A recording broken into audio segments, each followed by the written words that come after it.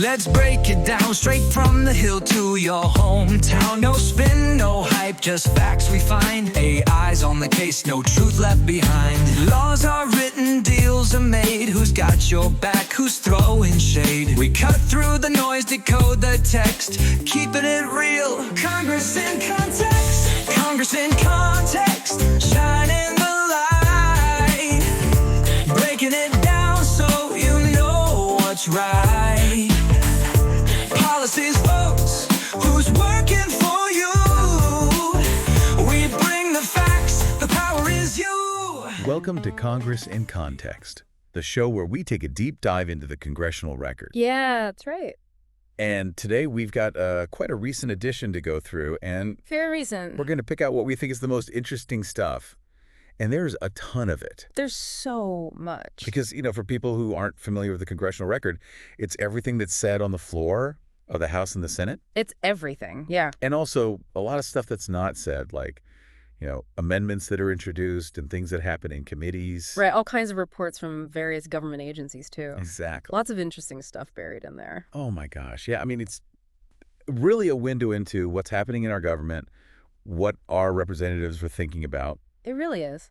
and what they think is important enough Mm-hmm. to actually, take the time and put it in this document for posterity. Right, and what their constituents are thinking about. Because Got it. a lot of this is really driven by constituent concerns. Absolutely, and that's something we want to emphasize in this deep dive is really understanding that connection between what's happening in Congress and the lives of everyday Americans. Totally. So shall we just jump right in? Let's do it. Okay, so one of the first things that kind of jumps out at you when you start reading the Congressional Record is all these tributes and recognitions. Yeah. It's kind of heartwarming in a way Yeah. because, you've got like these moments of silence for individuals, Right. remembering, someone who's maybe passed away and what they were known for in their community. Absolutely. And those can be very touching.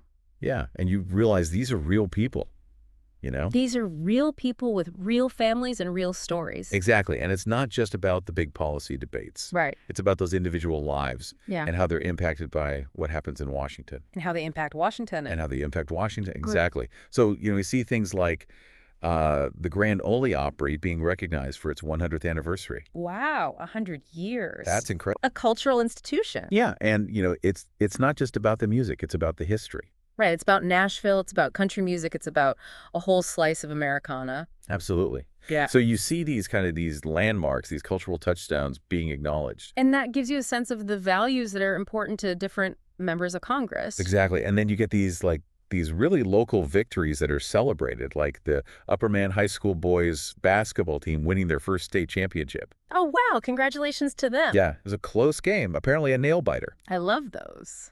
You can just imagine the community rallying around that. Totally. And then you've got Jesse Etchery, who served in Afghanistan, Okay. and now he's advocating for veteran students who are dealing with PTSD. That's great work. Yeah, so, that brings in this whole other dimension of what's happening in the country, the ongoing needs of our military community. Absolutely. And the challenges that veterans face when they come home. And you see the Serrato sisters, they're being recognized for their achievements in wrestling. Okay, wrestling. Yeah, and it's interesting because there's this whole family legacy of wrestling. Oh, wow. So it's kind of like a continuation of that tradition. That's cool to see. And then there's the Senior Santa and Friends program.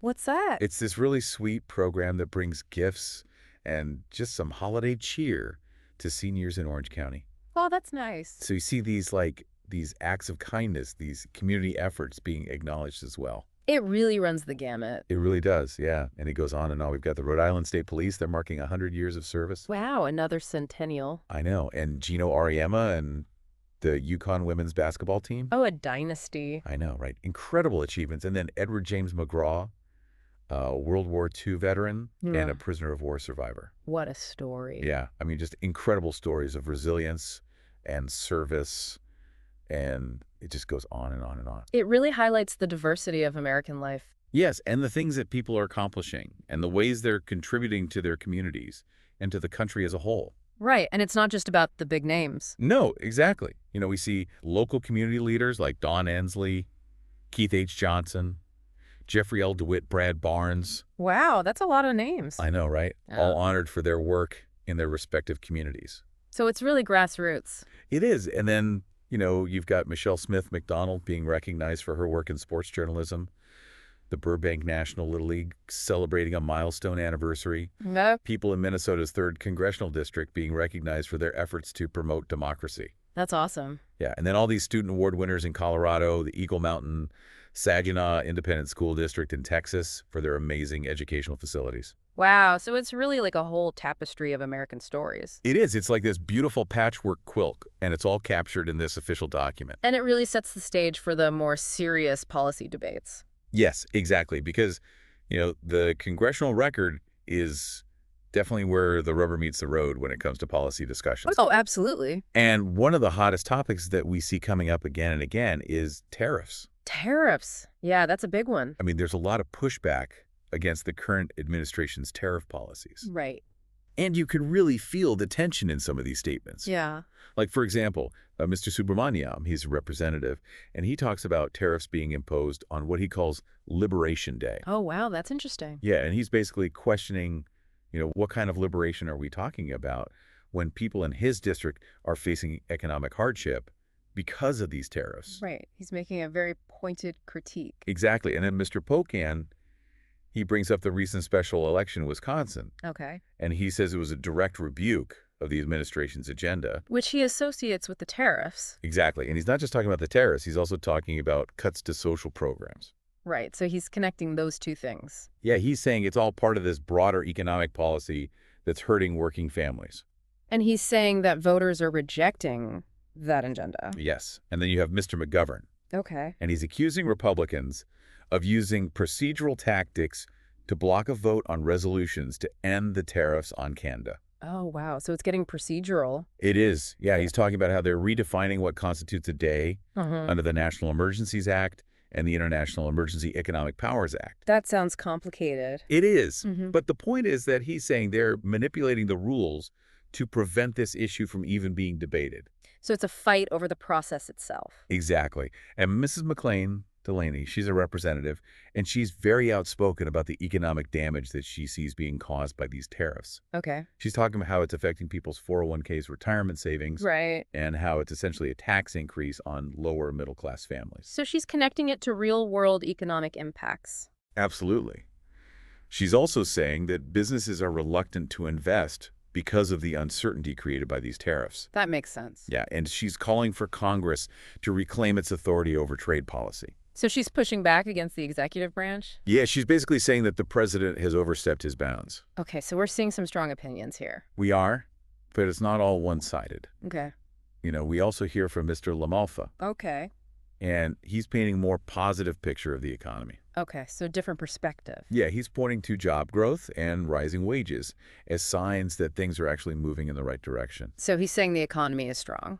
Exactly. And then Senator Paul weighs in. Okay, Senator Paul. Yeah, and he acknowledges that there's been some pain in the stock market, Right. but he argues that overall, the U.S. economy is still the strongest in the world. Compared to other countries like China? Exactly. And he advocates for reducing trade barriers and letting free enterprise do its thing. So he's taking a more free market approach. Yeah, he's basically saying that tariffs interfere with the natural flow of goods and services. Okay, but Senator Thune, he offers a pretty sharp critique of the tariffs. He does. He actually urges President Trump to reverse course on this trade war. Oh, wow. Yeah, and he suggests focusing on countries that are actually engaging in unfair trade practices like China. So he's saying there are better ways to address trade imbalances. Exactly. And he even brings up Elon Musk calling Peter Navarro, who's a key architect of the tariffs, a moron. Oh, my God. Yeah, so, it's interesting because it suggests that there might be some disagreement, even within the administration, about how these tariffs are being handled. That's really insightful. And Senator Stabenow, she brings it back to a very local impact. She talks about how tariffs have led to the cancellation of electric vehicle and battery factories in Michigan. Oh, wow.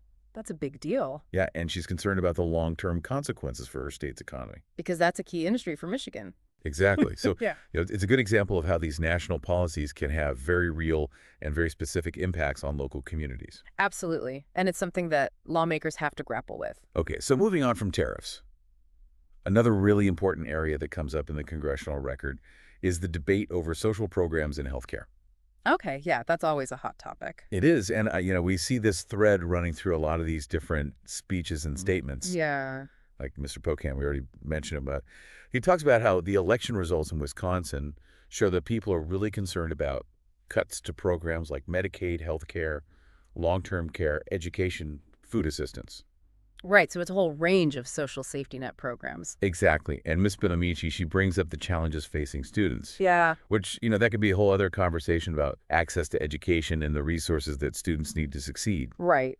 But it also ties into things like healthcare. Of course. Because if a student is dealing with health issues, or if their family is struggling to afford healthcare, that's going to impact their ability to focus on their education. Absolutely. And Mr. Larson, he's really worried about proposals to cut Social Security. Social Security, that's a big one. Yeah, he emphasizes how important it is as an anti-poverty program for both the elderly and children. Right, a lot of people don't realize that Social Security benefits also help children. Yeah, if a parent or grandparent is receiving Social Security benefits, those benefits can help support the whole family. So it has a ripple effect. It does. And he also raises concerns about the Social Security Administration itself. Okay, what about it? Well, he's worried that they're diminishing the agency's field forces and closing regional offices. So he's concerned about their capacity to serve people. Exactly. He's saying that they're making it harder for people to access the services that they need. That's a problem. And Mrs. Ramirez, she's a representative from Illinois, Okay. and she's really worried about people in her state whose Medicaid is at risk. Because of potential cuts? Exactly, and she talks about how this could impact healthcare access for children, seniors, people with serious illnesses. Right, those are the most vulnerable populations. Yeah, and she's very critical of the idea of prioritizing tax cuts for the wealthy over healthcare for those who need it most. So she's making a moral argument. She is, and Congresswoman Tlaib, she echoes these concerns about defunding healthcare. Yeah. And she talks about how it's going to impact her constituents directly. So it's not just an abstract policy debate. No, it's about real people's lives. Right. And then we have Senator Cardin. He's focused on funding for the National Institutes of Health. The NIH. Yeah, and he's very concerned about potential cuts. Because the NIH funds so much important medical research. Exactly. He points out that it's had bipartisan support for decades. Oh, wow. And that it's been instrumental in developing life-saving drugs and treatments. So he's saying it's a really valuable investment. He is, and he urges his colleagues to stand up for the NIH and protect its funding. Okay, so that's a strong plea. It is. And then Senator Stabe now, she comes back to this issue of health care, and she accuses Republicans of wanting to cut taxes for billionaires by taking away Americans' health care. Oh, wow. So that's a very different interpretation. It is, yeah. And it highlights the partisan divide on this issue. Absolutely. Okay, so let's move on to another topic that comes up in the Congressional Record, which is federal workforce accountability and unions. Okay, unions. Yeah, Mr. Klein, he's a representative, and he's introduced a bill called the No Union Time on the Taxpayer's Dime Act. What does that do? Well, basically, it would end the practice of federal employees using official time for union activities. Like during work hours? Yeah, and his argument is that it's costing taxpayers money. Okay, so she's concerned about the cost. Exactly. He's saying that this time should be spent on official government work. So it's about efficiency. Yeah, and it also taps into this broader debate about the role of public sector unions. Right. And whether they're serving the interests of their members or the interests of the taxpayers. It's a complex issue. It is. Okay, so now let's talk about something really juicy. Okay, I'm intrigued. This is about judicial review and executive power. Oh, wow. Yeah, there's a lot of discussion about a bill called the No Rogue Rulings Act. What's that all about? Well, it's aimed at limiting the scope of district court rulings. Okay. So basically the idea is that a ruling by a district court judge would only apply to the parties involved in the case. And not nationwide? Exactly. And this is in response to the increasing use of nationwide injunctions. Oh, okay. So those are court orders that apply across the entire country. Right. And some people argue that this is a problem. Why? Well, they say that it gives too much power to a single district court judge Okay. and that it could disrupt the normal process of judicial review. How so? Well, normally if someone disagrees with a court ruling, they can appeal it to a higher court. Right. But if it's a nationwide injunction, it kind of throws a wrench in that process. Okay, I see. And there's also the argument that historically court rulings were more limited in scope. So they're saying it's a new phenomenon? Yeah, and some people are even calling it a constitutional crisis. Oh, wow. Strong words. Yeah, they're saying it's like a judicial coup d'etat. Wow. So they're really concerned about this trend. They are. Mhm. But on the other side of the argument, you have people who say that judicial review is essential for checking executive power. Right. They point to instances where nationwide injunctions have been used to block actions by the president Okay. that they believe are unconstitutional or harmful. So did they see it as a necessary safeguard? They do, and they worry that limiting the power of the judiciary could lead to an overpowerful executive. Right. That's a valid concern. Yeah, and there are also concerns about the impact on lawyers. Okay. Lawyers. Yeah, there are people who are worried that this bill could make lawyers afraid to bring lawsuits against the government. Because they might face retaliation. Exactly. Yeah. So it's a really complicated issue with a lot of different angles, It sounds like it. and it really gets to the heart of how our system of government is supposed to work. Right. The separation of powers and all that. Exactly. Yeah. Okay, so moving on to congressional procedures and rules. Okay. Rules and procedures. Yeah, there's a lot of back and forth about how the House conducts its business. Okay. And Mr. McGovern, he's the one who was talking about the tariffs earlier. Right. Well, he's also very critical of the use of what are called closed rules. Closed rules. What are those? So a closed rule basically prevents amendments from being added to a bill when it's on the House floor. Oh, so it limits debate. Exactly. Huh? And he's saying that this is being used to stifle dissent. Okay. And he points to the difficulty in getting a vote on ending the tariffs on Canada as an example. So he's saying it's being used to block things he wants to see happen. Exactly. And he's accusing the majority party of manipulating the rules to their advantage. Which is something that the majority party in any legislature can do. Right. They have the power to set the agenda. Right. And we also see Representative Luna and Mr. Green. Okay. They're both concerned about the lack of progress on proxy voting for new parents. Proxy voting, what's that? Well, it would allow members of Congress to designate someone else to vote on their behalf. Oh. And they're saying that this would be really helpful for new parents who are trying to balance their responsibilities in Congress with caring for a newborn. Right. Especially if they have to travel back and forth. Exactly. And, you know, it's interesting because it raises this question of how congressional procedures can be adapted to accommodate the changing needs of lawmakers. Yeah, that's a good point. Okay, so let's move on to some of the other legislative actions and discussions that we see in the congressional record. Okay. So the House is considering resolutions related to the Consumer Financial Protection Bureau. The CFPB. Yeah, and there's also discussion about the No Rogue Rulings Act that we talked about earlier, Right. and a bill called the Safeguard American Voter Eligibility Act. So a lot of different things on the table. Yeah, and then Mr. Larson, he's continuing to advocate for Social Security, Okay. and Mr. Magaziner, he's talking about the need to support caregivers. Caregivers. Okay.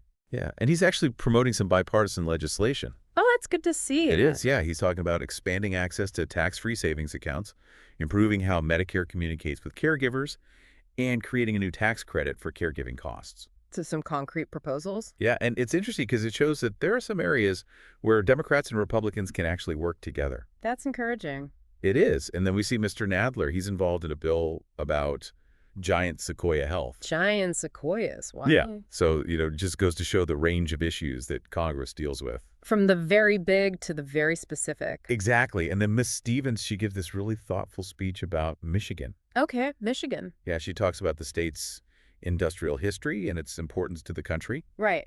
And she also reflects on the events of January 6th. Oh, wow. Yeah, she talks about the need to be honest about what happened and to learn from it. That's powerful. And she also discusses the auto industry rescue and the transition to electric vehicles. And she emphasizes the need for a comprehensive industrial policy. To support that transition. Exactly. And she also mentions some legislation she's introduced to lower housing costs. So she's really covering a lot of ground. She is. And then we hear from Ms. Schreier and Mr. Min. They're both concerned about cuts to the Forest Service. To Forest Service, okay. Yeah. And they're particularly worried about the impact on wildfire preparedness. Which is a huge issue in their regions. Absolutely. And Mr. Min, he suggests using timber from national forests as a way to lower housing costs. Oh, that's an interesting idea. Yeah, it's connecting environmental policy with economic concerns. And then a whole bunch of new bills are introduced. Oh, yeah, it's like a fire hose. Give me some highlights. Well, there's one about parking regulations. Parking regulations, okay. Yeah. And another one about local law enforcement grants. Okay. And one that would limit the president's authority on duty rates. Duty rates, okay. Yeah, and one that would extend destruction authority under the FD&C Act. The FD&C Act. Yeah, it's the Food, Drug, and Cosmetic Act. And then one about improving coordination on the do not pay system. The do not pay system. Yeah, and one that would amend the Family and Medical Leave Act regarding health care premiums. Wow. That's a lot. Yeah, and it's just a small sample. I believe it. And then we also see some routine procedural stuff, like Mr. Carter requesting to dispense with morning hour debate for the following day, Okay. and Miss Capture congratulating local basketball stars. Local basketball star. Yeah, and Mr. Davis honoring Don Ensley for his contributions to Eastern North Carolina, Okay. and Mr. Goldman honoring the Eagle Mountain Saginaw Independent School District, and Jeff DeWitt. Okay. And Mrs. Morrison recognizing constituents in her district. Okay. And Mr. Subramaniam honoring Keith H. Johnson, Okay. and Mr. Swalwell recognizing Michelle Smith McDonald. Okay. And then Mr. Babin and Mrs. Pedersen, they both enter personal explanations for missed votes into the record. So it's a mix of the big and the small. It really is. And then we switch over to the Senate side of the Congressional Record. Oh, okay, with the Senate. Yeah, and it's a similar story. Lots of activity. Tons of activity. Yeah, there are new bills and resolutions being introduced. Okay.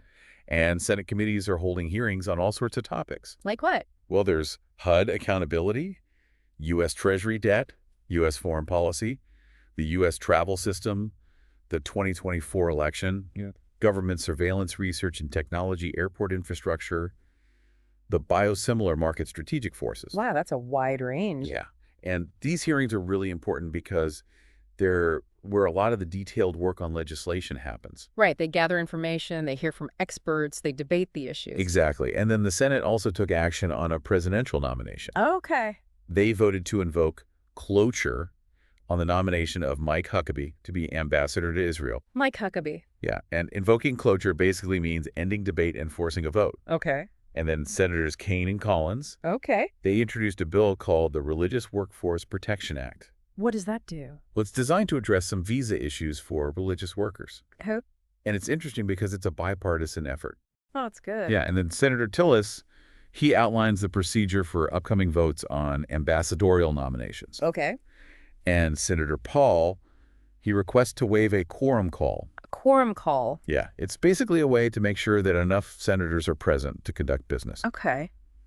And then we get a little bit of controversy. Oh, boy. Yeah, Senator Cruz, he criticizes some content in a New York Public Schools toolkit Okay. that's related to pro-Palestinian activism, Okay. and he calls for abolishing the Corporation for Public Broadcasting, NPR and PBS. Oh, wow. Yeah, he's accusing them of bias. So it's a free speech debate? It is. And then Senator Shaheen, she introduces a bill to amend the Safe Drinking Water Act. Okay. And Senator Manchin, he's focused on Veterans Affairs. Okay, Veterans Affairs. Yeah, he introduces a bill called the Protecting Regular Order for Veterans Act of 2025. The PRO Veterans Act. Yeah, and it's designed to improve transparency and customer experience within the Department of Veterans Affairs. So making things better for veterans. Yeah, exactly. And Senator Booker, he's listed as a co-sponsor on several bills. Okay. So he's involved in a lot of different issues. Good to see. Yeah, and then we have recognition given to Robert Longo for his military service. Okay. And there are anniversaries being celebrated for Mercer County, Pennsylvania, and Fort Worth Meacham International Airport. Anniversaries. Okay. Yeah, and then there's some information about the Weatherization Assistance Program. What's that? Well, it's a program that helps low-income households make their homes more energy efficient. Oh, okay. That's good. Yeah, and then in a completely random moment, there's a mention of a soccer player's debut with the U.S. national team. Really? Yeah, I guess someone is a soccer fan. I guess so. So as you can see, it's a real mixed bag. Yeah, it's all over the place. But it's fascinating It is. because it gives you this glimpse into the inner workings of Congress. And the incredible range of issues that they're dealing with. Exactly. And we hope this deep dive has given you a better understanding of what's happening in Washington and why it matters. Yeah. And we encourage you to stay engaged. Absolutely. Read the Congressional Record yourself. Hmm? Contact your representatives. Let them know what you think. Because your voice matters. It does. And we'd love to hear your thoughts on this episode. Yeah. What stood out to you? What questions do you still have? Understanding Congress is an ongoing process. And we're glad you're on this journey with us. One final thought. Okay. Think about how all these different pieces of information that we've talked about, Yep. the tributes, the policy debates, the procedural stuff, Right. it all fits together to create this bigger picture of how our government functions. Yeah. And what does it tell you about the current state of Congress? That's a good question. What are the priorities? Yeah. What direction are we headed in? Those are things to keep in mind.